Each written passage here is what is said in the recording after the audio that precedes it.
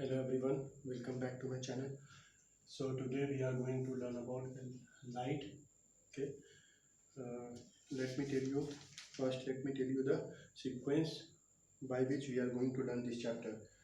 So first of all, we are going to learn introduction, then reflection of light, then spherical mirror, then representation of image formed by spherical mirror, then image formation by concave mirror and convex mirror or their uses, then sign convention, mirror formula, numericals, refraction of light, refractive index, refraction of spherical lens, then image formation in lenses and their uses, sign convention of for lenses.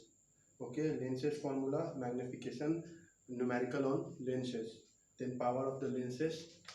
After that, question discussion. Okay, after that I will cover human eye. Although human eye is not present in CBSE syllabus right now, but for ICSE student I have to cover that chapter. Okay, but after completing whole CBSE syllabus I will touch that ICSE syllabus, because most of the ICSE syllabus is related to CBSE syllabus. 90% of the ICSE syllabus is ICSE syllabus is related to CBSE syllabus. Only 10% of the syllabus is different from that of CBSE. So that 10% I will cover later on. Okay, so without wasting more time, let me start this chapter light. Okay, so first of all, where the light came from. Okay, what is the source of light? तो we all know कि सबसे बड़ा source क्या होता है light का, सबसे मतलब प्रसिद्ध सोर्स क्या है, नेचुरल सोर्स कह सकते हो, सन। सन आपका नेचुरल सोर्स है लाइट का, ठीक है। तो सन आपका लाइट का नेचुरल सोर्स है, ठीक है। उसके बाद फिर आपका लाइट है, बल्ब से भी लाइट आती है, आप कहीं माचिस को जलाते हैं वहाँ से भी लाइट आती है, ठीक है। तो बहुत तरह की लाइट की सोर्स हो सकती है, लेकिन नेचुरल सोर्स क्या होता है, आपका सन, ठीक है। स्पीड ऑफ लाइट ये सब भी आप लोग शायद जानते ही होंगे। स्पीड ऑफ लाइट क्या होती है, स्पीड ऑफ साउंड से ज़्यादा होती है स्पीड ऑफ आपकी लाइट, ठीक है। ये सब आपको फिजिक्स की चीज़ें हैं, वो फिजिक्स में कवर करते हो, आप लोग जानते होंगे। मैं भी अपने लेक्चर में बताऊंगा आने वाले टाइम में, ठीक है, डिस्कस कर दूंगा वो सब चीज़। तो ये हुआ लाइट के बारे में ब्रीफ डिस्कशन। यहाँ हम लोग को मेनली फोकस रखना है लाइट का रिफ्लेक्शन और रिफ्रैक्शन प्रिंसिपल पे। तो सबसे पहले देखते हैं रिफ्लेक्शन। तो रिफ्लेक्शन ऑफ लाइट क्या होता है, आप लोग 9th क्लास में पढ़ क्या होगा। डेफिनेशन इसका मैंने लिखा नहीं हूँ, डेफिनेशन यहाँ पे मैं किसी चीज़ का नहीं लिखा हूँ, ब्रीफ में मतलब डिटेल में डेफिनेशन किसी का नहीं लिखा हूँ, सबका ब्रीफ डिस्कशन करूँगा। यहाँ पे आपको कंसेप्ट सिखाऊंगा होते क्या है। आप डेफिनेशन आप बुक रिफर करोगे, जब एनसीईआरटी पढ़ोगे या कोई भी बुक पढ़ोगे, तो उसमें आपको ऐसे इतने अच्छे से मैं समझा दूंगा कि जब भी बुक पढ़ोगे आप, तो आपको डेफिनेशन समझ में आने लगेगा, याद करने की जरूरत नहीं है। बाकी आप डेफिनेशन पढ़ के नोट करना, आपको सब समझ में आएगा, सब आपके दिमाग में छप जाएगा। तो रिफ्लेक्शन ऑफ लाइट करता है बाउंसिंग बैक ऑफ लाइट, ठीक है। Bouncing back of light from any mirror, उसको हम लोग बोलते हैं रिफ्लेक्शन। 9th में आप लोग पढ़ते होंगे। तो इसका डेफिनेशन ये एक बस प्रिंसिपल है कि जब भी लाइट किसी मिरर से टकराती है, किसी पॉलिश सरफेस से टकराती है, तो वो बाउंस बैक होती है, ठीक है। तो बाउंस बैक हुई तो इसको बोलते हैं रिफ्लेक्शन। तो हम लोग प्लेन मिरर में क्या देखते हैं, रिफ्लेक्शन दो तरीके से होता है। तो रिफ्लेक्शन जब आपका देखो प्लेन मिरर में जब लाइट एकदम परपेंडिकुलर उसके टकराएगी, तो क्या होता है, सेम उसी लाइन में वापस हो जाएगी। मतलब ऐसे टकराए परपेंडिकुलरली, यहीं से बाउंस बैक हो गए। अगर कोई एंगल में टकराएगी, मतलब सर्टेन एंगल में टकराई परपेंडिकुलर से, नॉर्मल से कुछ एंगल में, इंसिडेंट एंगल उसको बोलते हैं, कुछ इंसिडेंट एंगल पे इंसिडेंट की, तो कुछ रिफ्लेक्टिव एंगल बना के, वो एंगल बना के ही रिफ्लेक्ट होगी, ठीक है। जैसे एंगल पे आप कोई एंगल सर्टेन एंगल पे उसको इंसिडेंट करते हो, तो सर्टेन एंगल से रिफ्लेक्ट होगी। और वो दोनों एंगल इक्वल होता है, ये हम लोग लॉ से जानते हैं, ठीक है। लॉ से क्या होता है, दोनों एंगल इक्वल होता है। और दूसरा लॉ क्या जानते हैं कि ये जो इंसिडेंट हो रही है रे यहाँ पे, ठीक है, इसको हम लोग बोलते हैं इंसिडेंट रे, ठीक है। जो हम लोग आप लोग भेजे, जो इंसिडेंट हुई मिरर पे, उसको इंसिडेंट रे। जो रिफ्लेक्शन के बाद जो रे निकली वो रिफ्रैक्टिव रे, ठीक है। रिफ्लेक्टिव रे, रिफ्लेक्टेड रे, तीनों एक ही बात है। तो इसमें क्या हुआ, यहाँ देखो ये हो, और ये जो नॉर्मल है इसको हम लोग बोलते हैं नॉर्मल। ये जो नॉर्मल होता है मिरर का, इसको सिंपल नॉर्मल बोलते हैं। तो ये तीनों क्या है, एक ही प्लेन में आपको दिख रहा है नॉर्मल। ऐसा तो नहीं है कि नॉर्मल इस दोनों प्लेन के बाहर, इस प्लेन पे तो नहीं है, 3D प्लेन में नहीं है, सब एक ही प्लेन, बोर्ड के प्लेन पे है, इस प्लेन पे, ठीक है। यही यहाँ पे लिखा हुआ है incident ray, normal, normal to the mirror at point of incident, मतलब वो ये नॉर्मल रे और reflective ray, reflective ray lies in the same plane, तीनों एक ही प्लेन पे लाई करती है। अब आओ स्फेरिकल मिरर पे। स्फेरिकल मिरर क्या होता है कि जैसे इस ये पॉलिश सरफेस इसका क्या था, स्मूथ था, मतलब स्ट्रेट था, सीधा सीधी सरफेस था इसका पॉलिश सरफेस। अगर पॉलिश सरफेस कोई कर्वेचर में हो जाए, कोई स्फेयर के फॉर्म में हो जाए, तो उसको हम लोग बोलते हैं स्फेरिकल मिरर, ठीक है। It's reflecting surface are spheres, ठीक है, इसका रिफ्लेक्टिंग सरफेस स्फेयर होता है। whose reflecting surface is curved inward called as concave mirror। तो इसका सबसे पहले तो दो टाइप होता है, कॉन्केव मिरर, कन्वेक्स मिरर। तो कॉन्केव मिरर क्या बोल रहा है कि हम लोग जब reflecting surface is curve inward, मतलब पॉलिश हम लोग आउटवर्ड सरफेस को करेंगे तभी रिफ्लेक्टिव सरफेस उसका इनवर्ड बनेगा। जिस सरफेस को आप पॉलिश करते हो उसके आगे वाला सरफेस, उसके अपोजिट वाला सरफेस रिफ्लेक्शन का काम करता है। मिरर के आप कभी पीछे देखना तो जहाँ से रिफ्लेक्ट होती है लाइट उसके पीछे पॉलिश रहता है, ठीक है। तो पॉलिश सरफेस की बात यहाँ नहीं कर रहा है, क्या बात कर रहा है, रिफ्लेक्टिव सरफेस। ये रिफ्लेक्टिंग सरफेस इसका क्या है, इनवर्ड, अंदर की तरफ, इसको कॉन्केव बोलेंगे। इसका रिफ्लेक्टिंग सरफेस क्या होना है, देखो रिफ्लेक्टिंग सरफेस क्या है, बाहर निकलता हुआ, इसका क्या है, अंदर, इसका बाहर है, बाहर निकलता हुआ, इसका अंदर जाता हुआ, तो इसको कॉन्केव और इसको कॉन्वेक्स, ठीक है। पॉलिश सरफेस से भी आप इसका डेफिनेशन दे सकते हो, लेकिन स्टैंडर्ड डेफिनेशन इसी से दिया जाता है। अब आओ, तो वही लिखा है यहाँ पे कॉन्वेक्स मिरर, ठीक है। तो ये दोनों तो हो गया इसकी बात, तो आपकी कॉन्केव मिरर और कन्वेक्स मिरर की, ठीक है। कुछ टर्मिनोलॉजी होते हैं इसमें, तो कुछ टर्मिनोलॉजी समझते हैं हम लोग। तो यहाँ मैं बना के रखा हूँ, देखो कन्वेक्स मिरर कनकेव मिरर दोनों का मैं समझाता हूँ। पहले इससे समझाता हूँ कि इससे क्लियरिटी अच्छी मिलती है। तो कनकेव मिरर ये है आपका, यहाँ पे आपका कनकेव मिरर में सबसे पहले आपको क्या पढ़ना पड़ेगा, सबसे पहले पढ़ना पड़ेगा पोल। पोल क्या होता है, जो मिरर है आपका, ठीक है, मिरर का कहीं ना कहीं सेंटर होगा। जो मिरर आपके ऐसे बनी हुई है, इसका कोई ना कोई बीच का पॉइंट होगा सेंटर, उसी को हम लोग बोलते हैं पोल, ठीक है। अब इस पोल से पहला तो आया पोल, अब दूसरा क्या होगा, इस एक्सिस की बात कर लेते हैं, किसी की भी आप बात कर सकते हो पहले, तो मैं पहले एक्सिस की बात कर लेता हूँ, ठीक है। एक्सिस या चलो मैं पहले इस टर्मिनोलॉजी को सबको समझा देता हूँ। पोल आप समझ लिए, अब आप ये सेंटर ऑफ कर्वेचर क्या होता है, सेंटर ऑफ कर्वेचर क्या होता है, इसको सी से डिनोट करते हैं।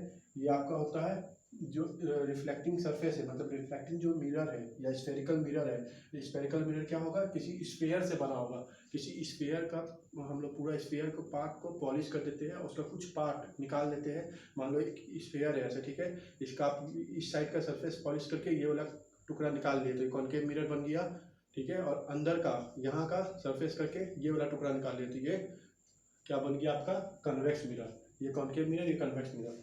तो जो स्फेयर से आप निकाले, उस स्फेयर का जो सेंटर होता है, ये स्फेयर में दिखाया हूँ, उसका जो सेंटर हुआ वो आपका क्या हुआ, सेंटर ऑफ कर्वेचर, ठीक है। अब रेडियस ऑफ कर्वेचर क्या होगा, जो स्फेयर का रेडियस हुआ उसको रेडियस ऑफ कर्वेचर बोलते हैं।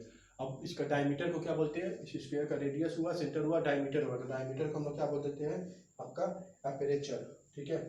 तो ये तीन टर्मिनोलॉजी। अब आप ये क्या, प्रिंसिपल एक्सिस किसको बोलते हैं, ये एक्सिस को बोलते हैं हम लोग प्रिंसिपल एक्सिस, ठीक है। इस प्रिंसिपल एक्सिस को हम लोग बोलते हैं कि ये इमेजिनरी लाइन होता है, इमेजिनरी लाइन होता है जो आपका सेंटर ऑफ कर्वेचर और पोल और फोकस तीनों से पास करता है। तो फोकस क्या होता है मैं समझा रहा हूँ, इस तीनों से पास करता हुआ एक ये लाइन होता है, प्रिंसिपल लाइन, ठीक है।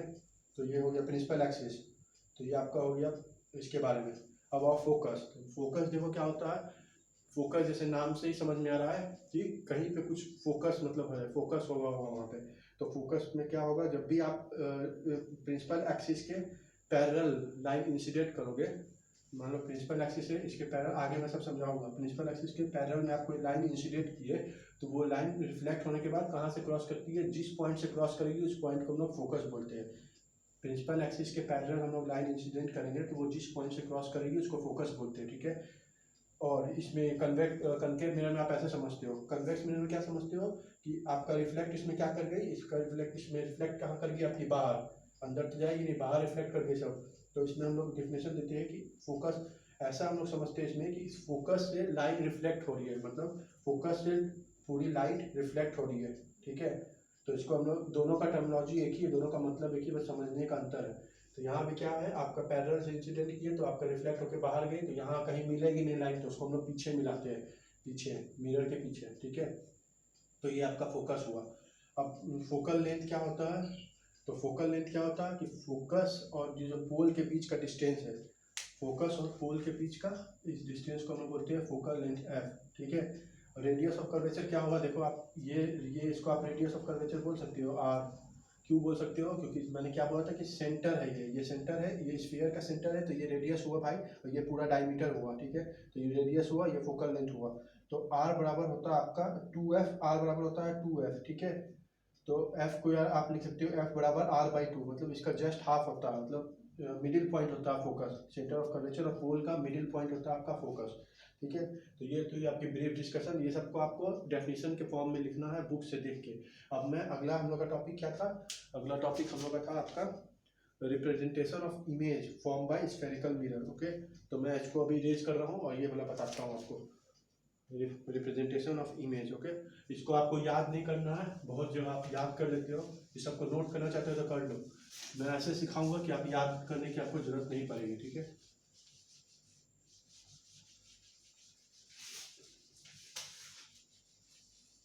एक बार मैं चेक कर लेता हूँ मेरे फोन का स्पेस, ठीक है।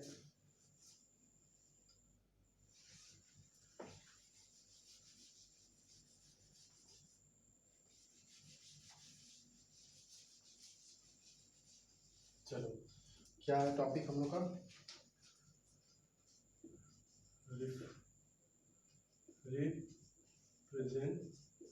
Representation of image formed by spherical mirror, ठीक है।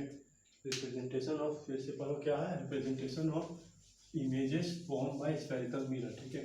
तो ये क्या बोल रहा है कि स्फेरिकल मिरर से इमेज कैसा कैसा फॉर्म होगा। तो देखो क्या होता है,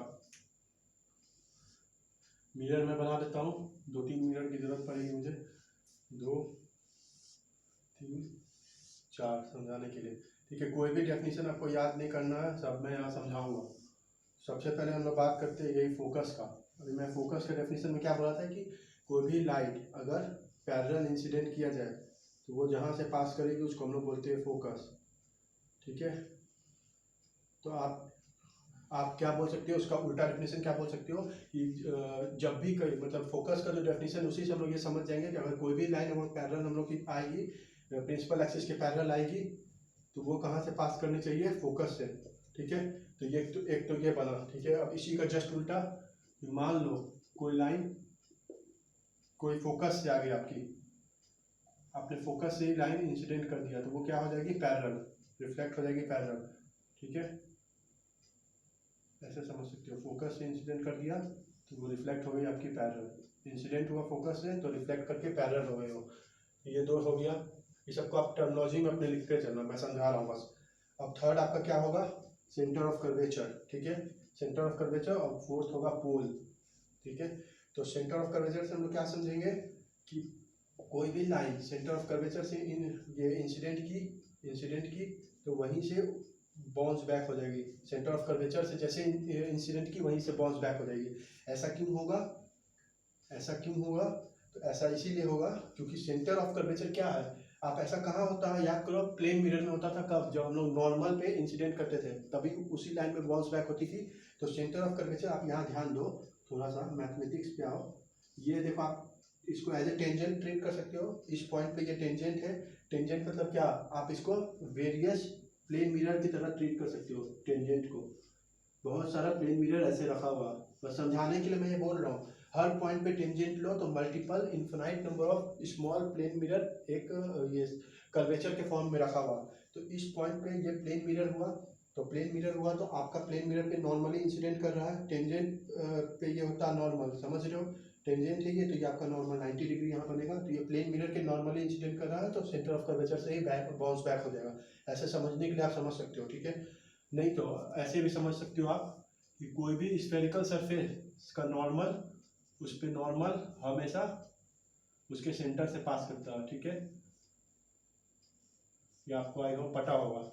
तो ये आपका नॉर्मल, इसीलिए नॉर्मल ही इंसिडेंट किया मतलब वहीं से बाउंस बैक हो जाएगा। ये तो आपका इसका हो गया समझने का तरीका। अब आओ, ये प्रिंसिपल एक्सिस पे मतलब पोल पे, सॉरी पोल पे कोई भी लाइन अगर इंसिडेंट करते हैं हम लोग आई एंगल से तो वो रिफ्लेक्ट होगा आर एंगल से, यहाँ भी angle I equal to angle R होगा। तो ये भी मुझे प्लेन मिरर जैसा लग रहा है, ये जो मैंने कॉन्सेप्ट बताया मल्टीपल प्लेन मिरर। तो इस पॉइंट पे देखो, ऐसे हम लोग प्लेन मिरर एक समझ सकते हैं, स्ट्रेट प्लेन मिरर। तो स्ट्रेट प्लेन मिरर में मैंने क्या समझाया था कि कोई भी इंसिडेंट एंगल बनाएगा तो वो रिफ्रैक्टिव एंगल, कोई भी एंगल से इंसिडेंट करेंगे एक सर्टेन एंगल से, तो वो रिफ्लेक्ट भी सर्टेन एंगल से होगा, तो दोनों एंगल इक्वल होते हैं। तो ये होगी पोल की बात, इसी को आप लोग लैंग्वेज में लिखा हुआ एनसीईआरटी में, ठीक है। अब थर्ड मान लो आप किसी प्रिंसिपल एक्सिस में ही, इस प्रिंसिपल एक्सिस, ये हालांकि है नहीं एनसीईआरटी में मेंशन, लेकिन मैं अपने तरफ से बता रहा हूँ, ये प्रिंसिपल एक्सिस जो इसको बोलते हैं प्रिंसिपल पी एक्सिस में लिख रहा हूँ, ठीक है, टाइम बचाने के लिए। तो प्रिंसिपल एक्सिस पे अगर हम लोग कोई लाइट भेज दिए, ठीक है, रे एक भेज दिए यहाँ पे, तो वो कहाँ से बाउंस बैक होगा, यहीं से बाउंस बैक होगा, ठीक है। इसको समझने का दो तरीका है, एक तो जो प्रिंसिपल एक्सिस पे सेंटर ऑफ कर्वेचर होता है, तो मतलब आप सेंटर ऑफ कर्वेचर से ही भेज दियो, एक तो यहाँ से समझ सकते हो कि वहीं बाउंस बैक होगा, दूसरा आप समझ सकते हो इससे, जब ये दोनों एंगल को कॉम्प्रोमाइज करते करते जीरो लेते आओगे तो एंगल ऑफ इंसिडेंट जीरो होगा, तो एंगल ऑफ रिफ्लेक्शन भी जीरो होगा। तो इस दोनों पॉइंट से आप ये बात समझ सकते हो, ठीक है। तो आज के लेक्चर में इतना ही, ये सब को आपको लिखना है, ठीक है। आपको कैसे लिखना है, एनसीईआरटी रिफर करोगे, एनसीईआरटी पढ़ोगे, तो उसके बाद आपको समझ में आएगा, तो उससे आप नोट करोगे ये सब, ठीक है। तो आज के लेक्चर में इतना ही, अगले लेक्चर में हम लोग पढ़ेंगे आपका इमेज फॉर्मेशन, ठीक है। सब इमेज आपको याद नहीं करना है कि कौन इमेज कहाँ होती है, टेबल को याद नहीं करना है, टेबल मैं बनाना सिखाऊंगा आपको कैसे टेबल बनता है, ठीक है। तो उसको कोई भी याद मत करना, मैं एक एक इमेज को अच्छे से बारीकी से आपको यहाँ पे ड्रॉ करके दिखाऊंगा सामने आपके, और सब आपके दिमाग में याद हो जाएगा। टेबल याद करने की जरूरत नहीं है, तुरंत आपका इमेज फॉर्मेशन हो जाएगा, दोनों कन्वेक्स और कनकेव दोनों मिरर के थ्रू, ठीक है। Thank you so much.